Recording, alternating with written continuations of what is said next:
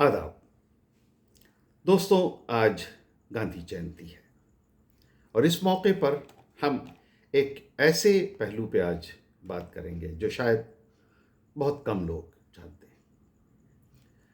महात्मा गांधी, जिन्हें दुनिया भर में शांति और अहिंसा के सिंबल के रूप में जाना जाता है,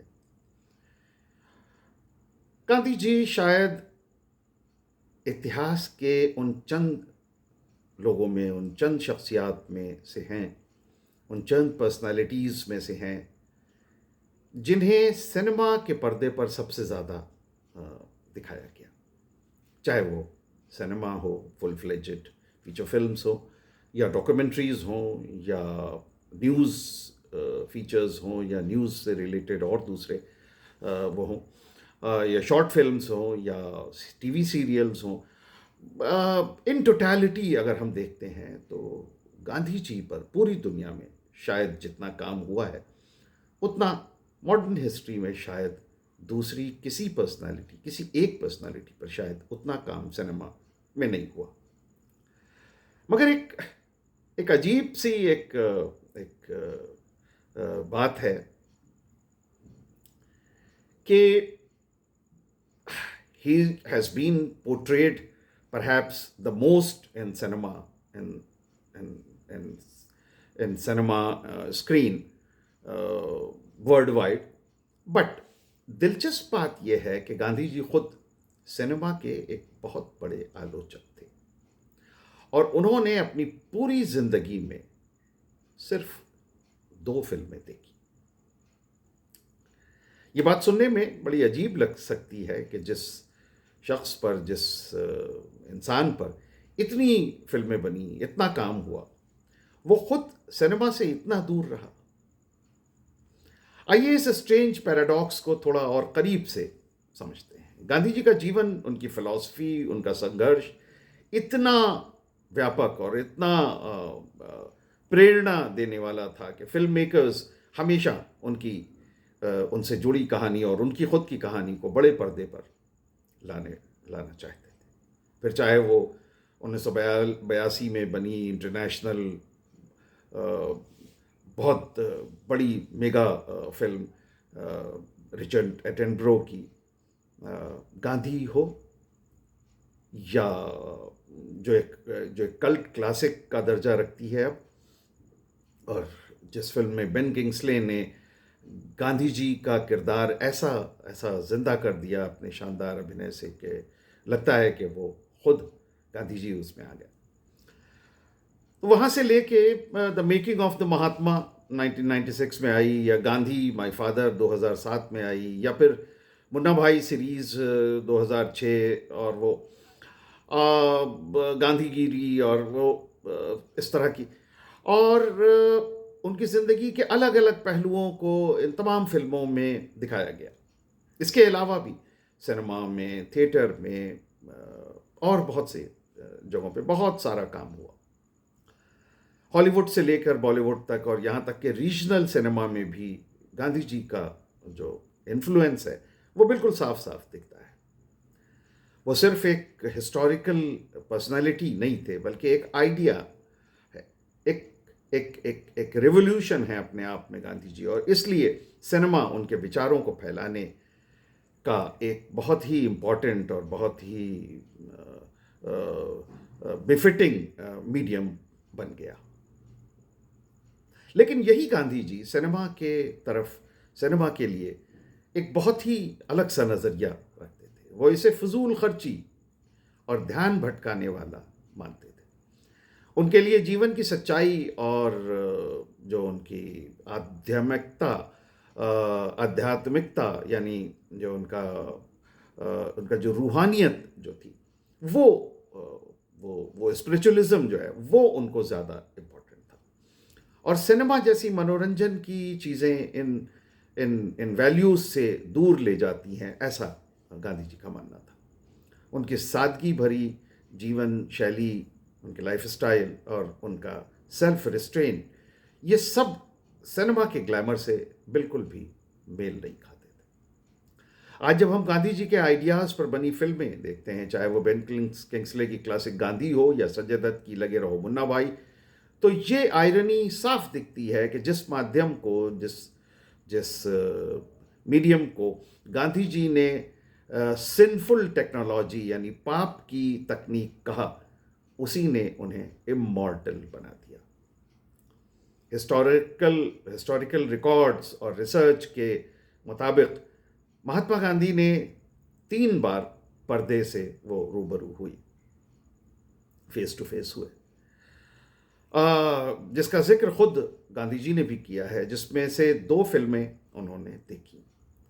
और ये हैं, फिल्मों की हम बात करेंगे, मगर उसके पहले राजा हरीशचंद, ये स्टेज प्ले जो था, वो गांधी जी ने सबसे पहले देखा। गांधी जी ने दादा साहब फाल्के की पहली इंडियन फीचर फिल्म राजा हरीशचंद जो 1913 में बनी, वो तो नहीं देखी, क्योंकि उनके लिए हरीशचंद की कहानी सिनेमा से ज़्यादा मॉरलिटी का एक सबक है। लेकिन बचपन में उन्होंने इस कहानी पर बेस्ड एक स्टेज प्ले ज़रूर देखा था, और गांधी जी ने अपनी autobiography my experiments with the truth, उसमें उन्होंने, गांधी जी ने लिखा है कि राजा हरीशचंद के नाटक ने, जो उन्होंने देखा बचपन में, उस नाटक ने उनके मन पर एक गहरा असर डाला, जिससे वो सत्य के, ट्रुथ के प्रति पूरी जिंदगी के लिए वो समर्पित हो गए। मगर जो फिल्म उन्होंने पहली देखी, उस फिल्म का नाम था मिशन टू मॉस्को। 1943 में बनी ये फिल्म उनकी ज़िंदगी में देखी गई पहली फिल्म थी। ये एक हॉलीवुड की फिल्म थी जो वर्ल्ड वॉर 2 के दौरान अमेरिका और सोवियत यूनियन के बीच अलायंस पर बेस्ड थी। इसकी कहानी, रिपोर्ट्स के मुताबिक, ये फिल्म उन्हें पॉलिटिकल रीजंस की वजह से देखनी पड़ी। ब्रिटिश ऑफिशियल्स ने उन्हें लगभग मजबूर कर दिया ये फिल्म देखने के लिए, इतना प्रेशराइज किया। ये फिल्म उन्हें पॉलिटिकल रीजन से दिखाई गई थी, शायद ब्रिटिश ऑफिशियल्स के कहने पर या समझाने के लिए कि दुनिया में क्या हो रहा है। इस फिल्म से उन्हें कोई ख़ास प्रभाव नहीं पड़ा उनकी सोच पर, उनके विचारों पर। इस फिल्म से जो, जैसा कि शायद अंग्रेज़ चाहते थे, वो नहीं हुआ, और गांधी जी के जो अपने विचार थे उन पर उस फिल्म का कोई असर नहीं हुआ। दूसरी फिल्म जो उन्होंने देखी वो थी राम राज्य। 1944 में बनी, विजय भट्ट साहब की बनाई हुई इस फिल्म को ये सौभाग्य हासिल है कि ये वो इकलौती फिल्म है हिंदी की जिसे गांधी जी ने देखा। जुहू में, मुंबई के जुहू इलाके के एक थिएटर में विजय भट्ट साहब ने एक स्पेशल स्क्रीनिंग रखी, और जिसे गांधी जी ने सिर्फ इस फिल्म के सेलेक्ट रील्स यानी कुछ चुने हुए हिस्से देखे थे। उन्होंने 40 मिनट तक देखने की परमिशन दी थी। अपॉइंटमेंट जो था वो 40 मिनट का था, लेकिन गांधी जी ने इस फिल्म को 1.5 घंटे तक देखा। फिल्म मेकर विजय भट्ट ने बाद में ये क्लेम किया कि बापू इस फिल्म की स्क्रीनिंग और उसके बाद बहुत चेयरफुल दिखे, लेकिन उनके यानी गांधी जी के बहुत करीबी साथी शांति कुमार मुरारजी ने अपने मेमोइर्स में ये लिखा कि गांधी जी को इस फिल्म में शोर शराबा पसंद नहीं आया। बहरहाल जो भी हो, इस फिल्म को देखने से पहले गांधी जी ने कहा था कि I will have to see an Indian film as I have made the mistake of watching an English one. उन्होंने कहा कि चूंकि मैंने एक इंग्लिश फिल्म देखकर एक गलती की है, इसलिए अब मुझे एक इंडियन फिल्म भी देखनी होगी। गांधी जी के लिए सिनेमा सिर्फ मनोरंजन नहीं था, बल्कि उनकी फिलॉसफी के खिलाफ था, ऐसा वो सोचते थे। गांधी जी से ब्रह्मचर्य, जो सेल्फ कंट्रोल का वो पालन करते थे, ब्रह्मचर्य, उसके लिए गांधी जी इसे हार्मफुल मानते थे, जो लोगों को सेंसुअलिटी की तरफ खींचता है, ऐसा वो कहते थे कि सिनेमा शायद ऐसी चीज़ है। उनके लिए रिएक्शन का मतलब सेल्फ रिफ्लेक्शन था, ना कि डिसिपेशन। भारत की गरीबी को देखते हुए उन्होंने सिनेमा टिकट्स पर पैसा खर्च करने को क्रिमिनल वेस्टेज ऑफ मनी भी कहा। उनका कहना था कि ये पैसा गरीबों की सेवा और एजुकेशन में लगना चाहिए।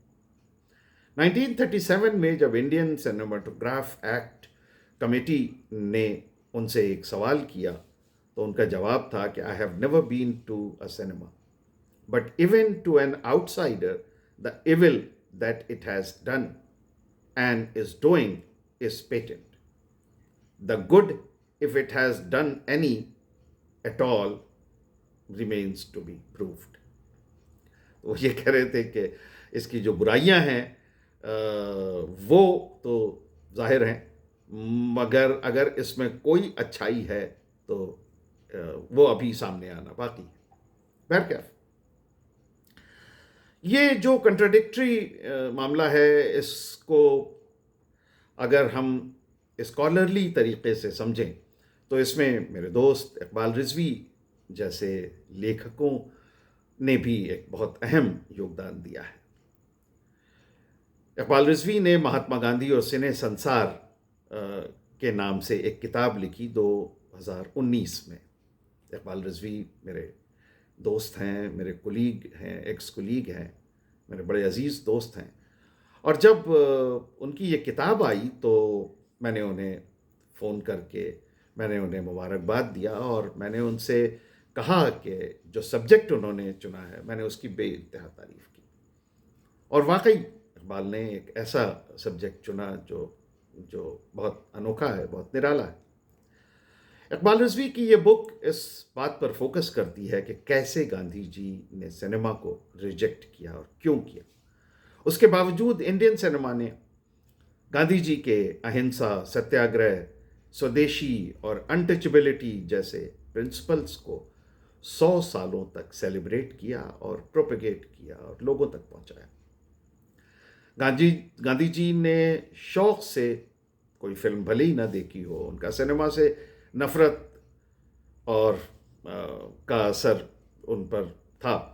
जहाँ उन्होंने उसे सिनेमा को नापसंद किया, वहाँ उस मीडियम ने उन्हें अपना सा बना लिया और दुनिया के सामने उनकी विरासत को जिंदा रखा। गांधी जी भले ही सिनेमा को बुरा समझते रहे, बुरा मानते रहे, मगर आज गांधी जयंती पर गांधी जी और सिनेमा के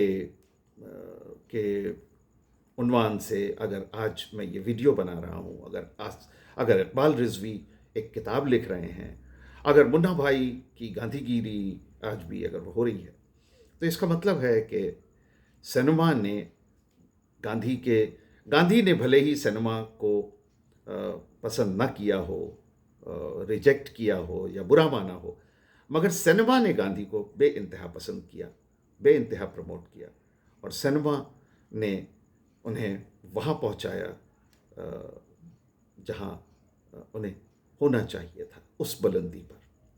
तो ये था हमारा गांधी जयंती पर एक विशेष फीचर। आपसे बॉलीवुड की अच्छी बुरी खट्टी मीठी बातें होती रहेंगी आप लोगों से। वीडियो अगर अच्छा लगे तो इसे शेयर कीजिए, फॉरवर्ड कीजिए, चैनल को सब्सक्राइब कीजिए और अपने कमेंट्स के ज़रिए अपने फीडबैक हम तक पहुंचाते रहिए। Thank you very much. Thank you.